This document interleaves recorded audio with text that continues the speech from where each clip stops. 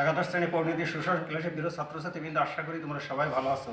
আজকে তোমাদের সাথে আমি পৌরনীতি সুশাসন প্রথম পত্রে তৃতীয় অধ্যায় থেকে স্বাধীনতার সংজ্ঞা, স্বাধীনতার বিভিন্ন রূপ বা শ্রেণীবিভাগ ও স্বাধীনতার রক্ষা কবচ নিয়ে আলোচনা করব। প্রথমত আমি আলোচনা করছি স্বাধীনতার সংজ্ঞা। স্বাধীনতা কী? স্বাধীনতা শব্দটি সন্ধিবিচ্ছেদ করলে আসে স্বাধীনতা, অর্থাৎ নিজ অধীনতা, অর্থাৎ অন্যের অধীন থেকে মুক্ত। স্বাধীনতা ইংরেজি প্রতিশব্দ লিবার্টি। লিবার্টি শব্দটি আসছে ল্যাটিন শব্দ লিবার থেকে। লিবার শব্দের অর্থ হচ্ছে ফ্রি বা মুক্ত বা স্বাধীন। শুধু শব্দগত অর্থে মানুষের ইচ্ছা অনুযায়ী কোনো কিছু করার বা বলার ক্ষমতাকে স্বাধীনতা বলা হয়।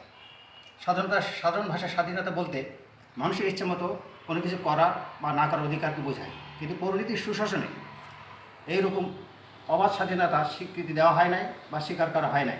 পৌরনীতির সুশাসনের ভাষায় স্বাধীনতা বলতে অপরের অধিকার বা সুযোগ সুবিধায় বাধা সৃষ্টি না করে নিজের অধিকার ও সুযোগ সুবিধা ভোগ করা হচ্ছে স্বাধীনতা। হারবার্ট স্পেন্সার বলেন যে স্বাধীনতা বলতে মানুষের খুশি মতো কাজ করার অধিকারকে বোঝায়, যদি সেই কাজ অন্যের স্বাধীনতা উপভোগের ক্ষেত্রে বাধা সৃষ্টি না হয়। সেলি বলেন প্রতি শাসনের বিপরীত অবস্থায় হচ্ছে স্বাধীনতা। সুতরাং স্বাধীনতা বলতে আমরা বুঝি যে অপরের অধিকার বা কাজে বা সুযোগ সুবিধায় বা স্বাধীনতা হস্তক্ষেপ না করেই নিজের অধিকার বা সুযোগ সুবিধা ও স্বাধীনতা ভোগ করা হচ্ছে পৌরনীতি সুশাসনের ভাষায় স্বাধীনতা। স্বাধীনতার বিভিন্ন ছাত্রছাত্রীবৃন্দ তারপরে টক্স আছে যে স্বাধীনতা বিভিন্ন রূপ বা শ্রেণী বিভাগ। স্বাধীনতা বিভিন্ন ধরনের হয়ে থাকে, যেমন ব্যক্তিগত স্বাধীনতা।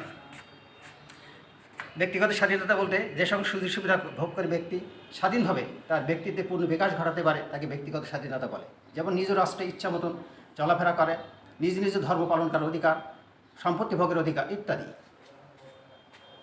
প্রাকৃতিক স্বাধীনতা, ন্যাচারাল লিবার্টি। রাষ্ট্র সৃষ্টি পূর্বে প্রাকৃতিক রাজ্যে মানুষ যে সকল সুযোগ সুবিধা ভোগ করতো তাকে প্রাকৃতিক স্বাধীনতা বলা হয়। আমরা সহজ ভাষায় আরও বলতে পারি প্রকৃতি বা স্রষ্টা যে সকল উপাদান সৃষ্টি করেছেন সেগুলো যখন মানুষ স্বাধীনভাবে ভোগ করার সুযোগ পায় তখন সেটা প্রাকৃতিক স্বাধীনতা। যেমন সূর্যের আলো, বৃষ্টির পানি, পাহাড় পর্বত, নদী নালা, সাগর, এসবই হচ্ছে প্রাকৃতিক উপাদান এবং এগুলো সকল মানুষই সমানভাবে উপভোগ করতে পারে, ভোগ দখল করতে পারে, সেখানে কেউ বাধা সৃষ্টি করতে পারে না। 3 নম্বর আছে আইনগত স্বাধীনতা। আইনগত স্বাধীনতা হচ্ছে রাষ্ট্র কর্তৃক স্বীকৃত, সংরক্ষিত এবং নিয়ন্ত্রিত স্বাধীনতাকে বলা হচ্ছে আইনগত স্বাধীনতা। আইনগত স্বাধীনতা নির্দিষ্ট এবং সুস্পষ্ট এক আইন দ্বারা নিয়ন্ত্রিত ও পরিচালিত হয়। 4 নম্বর আছে সামাজিক স্বাধীনতা, সোশ্যাল লিবার্টি। সমাজে বসবাসকারী মানুষ সভ্য জীবন যাপনের জন্য স্বাধীনভাবে সমাজে যে সকল সুযোগ সুবিধা ভোগ দখল করে থাকে, উপভোগ করে থাকে সেটাকে হচ্ছে সামাজিক স্বাধীনতা। যেমন স্বাধীনভাবে চলাফেরার অধিকার, সমাজে কথা বলার অধিকার, জীবনযাত্রার অধিকার ইত্যাদি। রাজনৈতিক স্বাধীনতা, পলিটিক্যাল লিবার্টি। রাষ্ট্রীয় কার্যকলাপে বা শাসন কাজে স্বাধীনভাবে অংশগ্রহণের ক্ষমতা বা সুযোগকে রাজনৈতিক স্বাধীনতা বলা হয়। প্রত্যক্ষ পরোক্ষ পদ্ধতিতে সরকার নির্বাচন এবং নিয়ন্ত্রণ করার অধিকারকে রাজনৈতিক স্বাধীনতা বলে। যেমন ভোটার হওয়ার অধিকার, নির্বাচনে ভোট দেওয়ার অধিকার, নির্বাচনে প্রতিদ্বন্দ্বিতার অধিকার, সরকারি চাকরি লাভের অধিকার, সরকারি সমালোচনা করার অধিকার, আবেদন করার অধিকার ইত্যাদি। অর্থনৈতিক স্বাধীনতা, ইকোনমিক লিবার্টি বা ইকোনমিক্যাল লিবার্টি। অর্থনৈতিক স্বাধীনতা বলতে আমরা বুঝি যে সামর্থ্য ও যোগ্যতা অনুযায়ী স্বাচ্ছন্দ্য জীবনযাপনের অধিকার, অভাব অনটন থেকে মুক্তি লাভের অধিকার, যেমন কর্মে সামর্থ্য অনুযায়ী বা যোগ্যতার কর্মে নিযুক্তি লাভের অধিকার, ন্যায্য মজুরি লাভের অধিকার এবং রুগ্ন এবং অসুস্থ অবস্থায় রাষ্ট্রের প্রতিপালনের অধিকার ইত্যাদি। জাতীয় স্বাধীনতা, ন্যাশনাল লিবার্টি। বৈদেশিক শাসন বা পরাধীন শাসনের নাগপাশ থেকে মুক্ত হয়ে যখন একটি জাতি পূর্ণাঙ্গ সার্বভৌমত্ব বা স্বাধীনতা অর্জন করে সেটাকে বলা হয় জাতীয় স্বাধীনতা। যেমন আমরা 1971 সালে 16ই ডিসেম্বর পাকিস্তানি শাসনের নাগপাশ থেকে মুক্ত হয়ে আমরা জাতীয় স্বাধীনতা অর্জন করেছি। ছাত্রছাত্রী তার পরের টপিক আছে স্বাধীনতা রক্ষা কবচ। স্বাধীনতা মানুষের জন্মগত অধিকার, তবে স্বাধীনতা অর্জনের থেকে স্বাধীনতা রক্ষা করাই কঠিন। স্বাধীনতা অর্জন করা যত সহজ তার থেকে রক্ষা করা অনেক কঠিন। এই জন্য কিছু নিয়ম বা নিয়মকানুন মেনে চলতে হয়, পালন করতে বা আইন বা নির্দেশনা থাকে। যেমন আছে আইন স্বাধীনতার উপযুক্ত পরিবেশ সৃষ্টি করে এবং সকলের জন্য স্বাধীনতা ভোগ পরিবেশ উন্মুক্ত করে দেয়। আইন সরকারে বা কোনো কর্তৃপক্ষ বা গোষ্ঠীর স্বৈরাচারী আচরণকে নিয়ন্ত্রণ করে। জন লক বলেছেন, যেখানে আইন নাই সেখানে স্বাধীনতা থাকতে পারে না। আইন স্বাধীনতার রক্ষক ও অভিভাবক। 2 নম্বর আছে সংবিধানের মৌলিক অধিকারের সন্নিবেশ। স্বাধীনতা উপভোগ করতে গেলে, রক্ষা করতে গেলে সংবিধানের নাগরিকদের মৌলিক অধিকারগুলো উল্লেখ থাকতে হবে। যখন এই অধিকারগুলো সংবিধানে স্বীকৃতি লাভ করে তখন আইনি মর্যাদা লাভ করে। ফলে কোনো ব্যক্তি, গোষ্ঠী, এমনকি সরকারও এই মৌলিক অধিকার ক্ষুণ্ণ করতে সাহস পায় না। তারপরেও যদি কেউ ক্ষুণ্ণ করে, অধিকার ছিনতাই করে, তাহলে সংক্রান্ত ব্যক্তি আইনের আশ্রয় গ্রহণ করে তাকে অধিকার পেতে পারে।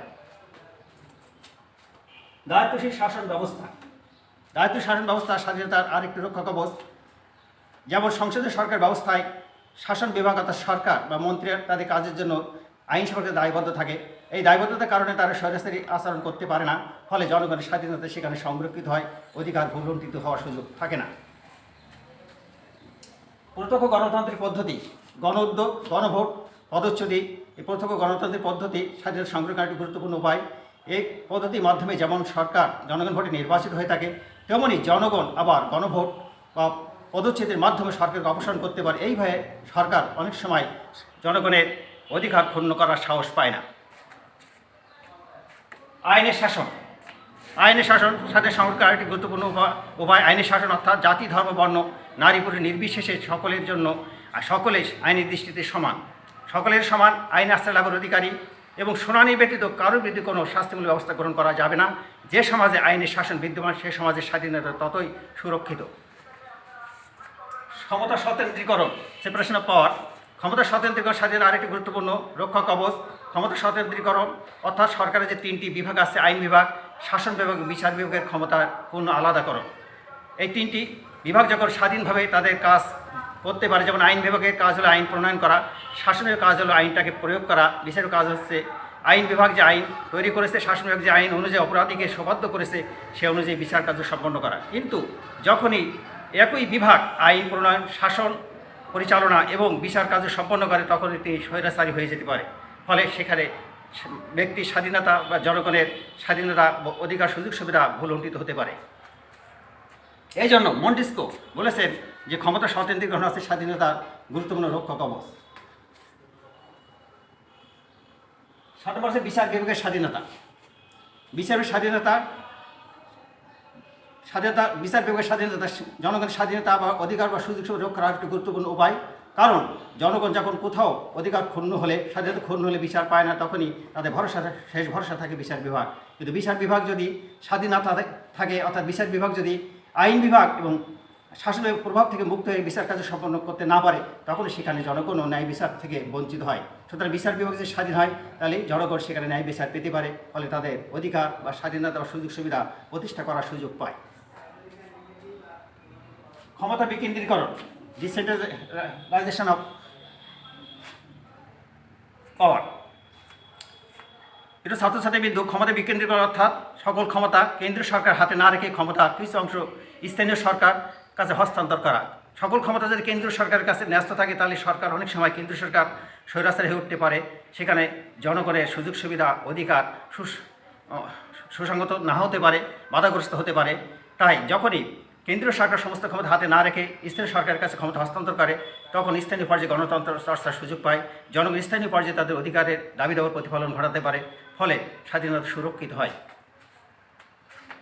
সামাজিক ন্যায় বিচার। সামাজিক ন্যায় বিচার স্বাধীনতার আরেকটি গুরুত্বপূর্ণ রক্ষা কবচ।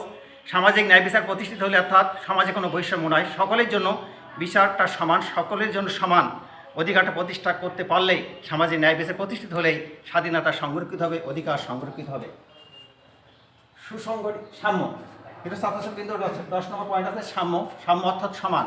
সমান বলতে সব কিছুই সমান, তবে পরিণতি সুশাসনের ভাষায় সাম্য বলতে কোনো বিশেষ ব্যক্তি, গোষ্ঠী বা শ্রেণীর জন্য কোনো বিশেষ সুযোগ সুবিধার ব্যবস্থা নয়, সকলের জন্য সমান সুযোগ সুবিধার ব্যবস্থা আছে সাম্যতা। এই জন্য সাম্য এবং স্বাধীনতা পরস্পর সম্পর্কযুক্ত। সাম্য না থাকলে স্বাধীনতার কথা আশা করা যায় না, আবার স্বাধীনতা না থাকলে সাম্য প্রতিষ্ঠিত হতে পারে না। এই জন্য সাম্য প্রতিষ্ঠার মাধ্যমে স্বাধীনতা সুরক্ষিত হয়। ছাত্রছাত্রীদের 11 নম্বর পয়েন্ট আছে সুসংগঠিত দল ব্যবস্থা। সুসংগঠিত দল ব্যবস্থা অর্থাৎ রাজনৈতিক ব্যবস্থা সুসংগঠিত না হলে স্বাধীনতা তিরোহিত হতে পারে, অধিকার থেকে বঞ্চিত হতে পারে। সুসংগঠিত রাজনৈতিক দল ব্যবস্থা স্বাধীনতার প্রহরী হিসাবে, সুযোগ সুবিধার প্রহরী হিসেবে কাজ করে। যেমন গণতান্ত্রিক শাসন ব্যবস্থায় যদি বিরোধী দল সুসংগঠিত না হয়, শক্তিশালী না হয়, তাহলে সরকার অনেক সময় স্বৈরাচারী আচরণ করতে পারে, জনগণের অধিকার নিয়ে ছিনিমিনি খেলতে পারে। বিরোধী দল শক্তিশালী হলে তারা সরকারের এই স্বৈরাচারী আচরণ বা বিরোধী দলের অধিকারী ছিনিমিনি খেলাকে তারা প্রতিরোধ করতে পারে, এমনকি সংসদ থেকে ওয়াকআউট করে বা পদত্যাগ করে সরকারকে তার নির্দিষ্ট পথে পরিচালনার সুযোগ দিতে পারে বা আনতে পারে, ফলে সুশাসন, ফলে স্বাধীনতা সংরক্ষিত হয়। ছাত্রছাত্রী বিদ্যুৎ তার পরের পয়েন্ট আছে সাংবিধানিক সরকার, কনস্টিটিউশনাল গভর্নমেন্ট। সাংবিধানিক সরকার হচ্ছে সুশাসনের স্বাধীনতা রক্ষার আরেকটি গুরুত্বপূর্ণ রক্ষা কবচ। সাংবিধানিক সরকার অর্থাৎ সংবিধান অনুযায়ী নির্বাচিত বা পরিচালিত সরকারকে বলা হয় সাংবিধানিক সরকার। অনেক সময় অগণতান্ত্রিক, অনিয়মতান্ত্রিক বা অরাজনৈতিকভাবে ক্ষমতা গ্রহণ করে সরকার স্বৈরাচারী আচরণ করে, কারণ তারা জনগণের ভোটে নির্বাচিত নয়। কিন্তু যখনই সরকার সাংবিধানিকভাবে, রাজনৈতিকভাবে জনগণের ভোটে নির্বাচিত হয়, তখন তাদের দায়িত্বশীলতা থেকে যায়, দায়িত্বশীলতা বেড়ে যায়। ফলে তারা জনগণের প্রতি খেয়াল রাখে, সুযোগ সুবিধার প্রতি তারা সম্মান প্রদর্শন করে, ফলে জনগণের অধিকার, সুযোগ সুবিধা, স্বাধীনতা সংরক্ষিত হয়। কিন্তু ছাত্রছাত্রীবৃন্দ 13 নম্বর যে পয়েন্ট আছে সরকার জনগণের মধ্যে সুসম্পর্ক। সরকার জনগণের মধ্যে সুসম্পর্ক স্বাধীনতা আরেকটি গুরুত্বপূর্ণ রক্ষা কবচ। সরকার এবং জনগণের মধ্যে যে সুসম্পর্ক, সহযোগিতা, সম্প্রীতি না থাকে, তাহলে স্বাধীনতা বা সুযোগ সুবিধা প্রতিষ্ঠিত হতে পারে না। সেখানে বিশৃঙ্খলার সৃষ্টি হতে পারে, হযবল অবস্থার সৃষ্টি হতে পারে, ফলে জনগণের অধিকার, স্বাধীনতা তিরোহিত হতে পারে। শোষণ 14 পয়েন্ট আছে শোষণমুক্ত সামাজিক কাঠামো। শোষণ প্রতিষ্ঠা আরেকটি স্বাধীনতা রক্ষার আরেকটি গুরুত্বপূর্ণ রক্ষা কবচ হচ্ছে শোষণমুক্ত সামাজিক কাঠামো। সমাজে কোনো বৈষম্য থাকবে না। সমাজে যদি বৈষম্য থাকে, অর্থাৎ কোনো ব্যক্তি, গোষ্ঠী বা বিশেষ শ্রেণী যদি সকল সুযোগ সুবিধা উপভোগ করে, তাহলে সেখানে অন্য অন্য জনগোষ্ঠী, বেশিরভাগ জনগোষ্ঠী সুযোগ সুবিধা থেকে বঞ্চিত হতে পারে, ফলে স্বাধীনতা বা অধিকার, সুযোগ সুবিধা তিরোহিত হতে পারে। এই জন্য শোষণমুক্ত সমাজই স্বাধীনতা রক্ষা কবচ হিসাবে কাজ করতে পারে। কোনো সমাজে বৈষম্য থাকবে না, সবাইকে এক লেভেলে, এক শ্রেণীতে আনয়ন করতে হবে। সর্বশেষ যে পয়েন্টটা আছে প্রিয় ছাত্রছাত্রী বিন্দু, সদা জাগ্রত জনমত। সদা জাগ্রত জনমত স্বাধীনতা আরেকটি গুরুত্বপূর্ণ রক্ষা কবচ, কারণ অধিকার কেউ কাউকে দেয় না, অধিকার নিজের আদায় করতে হয়। এই জন্য নিজের অধিকার কী, প্রাপ্যতা কী এবং সাথে সাথে দায়িত্ব, কর্তব্য কী, এ সম্পর্কে সচেতনতা অর্জন করতে হবে, সচেতনতা লাভ করতে হবে। কারণ নিজেই যদি সচেতন হওয়া যায়, তাহলে অধিকার নিজে আদায় করে নেওয়া যায়। এই জন্য যে সদা জাগ্রত জনমতই অধিকার রক্ষা বা স্বাধীনতা রক্ষা আরেকটি গুরুত্বপূর্ণ রক্ষা কবচ। প্রিয় ছাত্রছাত্রী বিন্দু, এই হচ্ছে আমার আজকে পরিণতি সুশাসন ও প্রথম পত্রের 3 অধ্যায় থেকে তোমাদের স্বাধীনতার সঙ্গে আমি কথা বললাম, যেটা আমি আবারও একবার বলছি যে স্বাধীনতা বলতে নিজের ইচ্ছা খুশি মতো কিছু করা নয়। পরিণতি সুশাসনের ভাষায় স্বাধীনতা বলতে অপরের অধিকার ও সুযোগ সুবিধায় বাধা সৃষ্টি না করে, হস্তক্ষেপ না করে নিজের অধিকার ও সুযোগ সুবিধা ভোগ করা হচ্ছে স্বাধীনতা। এবং স্বাধীনতা শ্রেণীবিভাগের ভিতরে আমি এখানে আলোচনা করছি যে ব্যক্তিগত স্বাধীনতা, প্রাকৃতিক স্বাধীনতা, আইনগত স্বাধীনতা, সামাজিক স্বাধীনতা, রাজনৈতিক স্বাধীনতা, যে পলিটিক্যাল লিবার্টি, অর্থনৈতিক স্বাধীনতা এবং জাতীয় স্বাধীনতা। সর্বশেষ যে পয়েন্ট আছে জাতীয় স্বাধীনতা বলতে আমরা এখন কিন্তু জাতীয়ভাবে স্বাধীন। 1971 সালের 16 ডিসেম্বর আমরা পাকিস্তানি পরাধীনতা থেকে, নাগপাশ থেকে মুক্ত হয়ে, জাতীয়ভাবে উদ্বুদ্ধ হয়ে আমরা 16 ডিসেম্বর 71 সালে আমরা এই জাতীয় স্বাধীনতা অর্থাৎ স্বাধীন সারা বাংলাদেশ পেয়েছিলাম। কিন্তু ছাত্রছাত্রী কিন্তু স্বাধীনতার যে রক্ষা কবচ আইন, স্বাধীনতার গুরুত্বপূর্ণ রক্ষা কবচ। আইন থাকলে স্বাধীনতা রক্ষা পায়, সুযোগ সুবিধা রক্ষা পায়। কারণ আইনের ভয়ে অনেক সময় অনেকেই অপরের স্বাধীনতায় অধিকারে হস্তক্ষেপ করতে ভয় পায়। সংবিধানে মৌলিক অধিকারের সন্নিবেশ 2 নম্বর আছে। মৌলিক অধিকার বলতে গুরুত্বপূর্ণ যে অধিকারগুলি, যে অধিকার ছাড়া জনগণ চলতে পারে, জীবন ধারণ করতে পারে, এগুলো সাংবিধানিক অধিকার। সাংবিধানিক অধিকার মর্যাদা লাভ করলে এটা ক্ষুণ্ণ করা যায় না, ক্ষুণ্ণ করলে আইনের মাধ্যমে তার নির্দিষ্টভাবে প্রতিকার পেতে পারে। দায়িত্বশীল শাসন ব্যবস্থা, সংসদীয় সরকার ব্যবস্থায় দায়িত্বশীল। এই সংসদীয় সরকার ব্যবস্থায় স্বাধীনতা বা সুযোগ সুবিধা প্রতিষ্ঠিত হয়। সরকার জনগণের কাছে দায়বদ্ধ থাকে। প্রত্যক্ষ গণতন্ত্রের পদ্ধতি, গণভোটের মাধ্যমে, গণপদচ্যুতির মাধ্যমে, গণউদ্যোগের মাধ্যমে সরকার যেমন নির্বাচিত হয়ে থাকে, তেমনি সরকারের পদত্যাগ বা অপসারণের সুযোগ থেকে যায়। এই অপসারণ এবং পদত্যাগের ভয়ে সরকার তার নির্দিষ্ট পথে পরিচালিত হয়ে স্বাধীনতা সংরক্ষিত করে। আইনের শাসন অর্থাৎ সকলের জন্য যদি একই আইন প্রয়োগ করা হয়, অর্থাৎ আইনের দৃষ্টিতে সকলের সমান, তাহলে সেখানে কোনো বৈষম্য হবে না, সকলে সমানভাবে সুযোগ সুবিধা বা স্বাধীনতা উপভোগ করার সুযোগ পাবে বা প্রতিষ্ঠিত হবে। ক্ষমতা স্বতন্ত্রীকরণ অর্থাৎ আইন প্রণয়ন, শাসন পরিচালনা এবং বিচার কাজটা যদি প্রত্যেক ডিপার্টমেন্টের উপরে বা স্বতন্ত্রভাবে আইন বিভাগ আইন প্রণয়ন করে, শাসন কার্য পরিচালনা করে, বিচার বিভাগ বিচার কার্য সম্পন্ন করে, তাহলে কেউ স্বৈরাচারী হতে পারে না। ফলে সেখানে স্বতন্ত্রভাবে প্রত্যেক বিভাগে দায়িত্ব পালন করার সুযোগ পায় এবং জনগণের অধিকার বা স্বাধীনতা সংরক্ষিত হয়।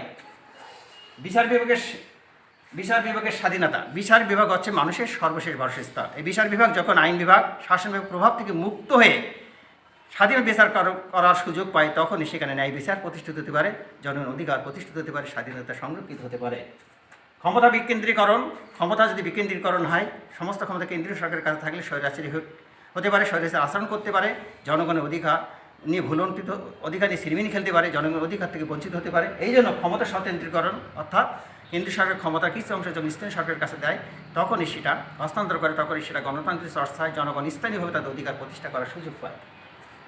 সামাজিক ন্যায় বিচার। সমাজে কোনো বৈষম্য চলবে না, সকলের জন্য সমাজের সমান অধিকার প্রতিষ্ঠা করা হচ্ছে সামাজিক ন্যায় বিচার। গণতান্ত্রিক সমাজ ব্যবস্থা হচ্ছে, গণতান্ত্রিক রাষ্ট্র হচ্ছে সামাজিক ন্যায় বিচারের মূল ভিত্তি। সাম্য, অর্থাৎ সকলকে সমানভাবে সুযোগ সুবিধা দেওয়া। কোনো বিশেষ শ্রেণী বা গোষ্ঠী বা লোকের জন্য বিশেষ সুযোগ সুবিধার ব্যবস্থা নয়, সকলের জন্য সমান সুযোগ সুবিধা প্রতিষ্ঠাই হচ্ছে সাম্য। এই সাম্য এবং স্বাধীনতা পরস্পর সম্পর্কযুক্ত। সুসংগঠিত দল ব্যবস্থা যত স্ট্রং হবে, সুসংগঠিত হবে, ততই জনগণের অধিকার সাথে প্রতিষ্ঠিত হবে। কারণ অনেক সময় দুর্বল দলের কারণে সরকার স্বৈরাচার আচরণ করতে পারে, জনগণ অধিকার নিয়ে ভুলণ্ঠিত সিনেমিনি খেলতে পারে, অধিকার ভুলণ্ঠিত হতে পারে। এই জন্য সুসংগঠিত দল ব্যবস্থায় স্বাধীনতা রক্ষার বা অধিকার রক্ষার প্রহরী হিসেবে কাজ করে। সাংবিধানিক সরকার, অর্থাৎ কনস্টিটিউশনাল গভর্নমেন্ট, অর্থাৎ জনগণের নির্বাচিত, বৈধভাবে নির্বাচিত সরকারই হয় দায়িত্বশীল। অগণতান্ত্রিকভাবে অনিয়ন্ত্রিত সরকার অনেক সময় স্বৈরাচারী হতে পারে, কারণ জনগণ ভোটে তারা নির্বাচিত নয়, জনগণের কাছে তারা দায়বদ্ধ নয়, দায়িত্বশীল নয়। এই জন্য সাংবিধানিক সরকার হচ্ছে স্বাধীনতা রক্ষা কবচের আরেকটি গুরুত্বপূর্ণ উপায়।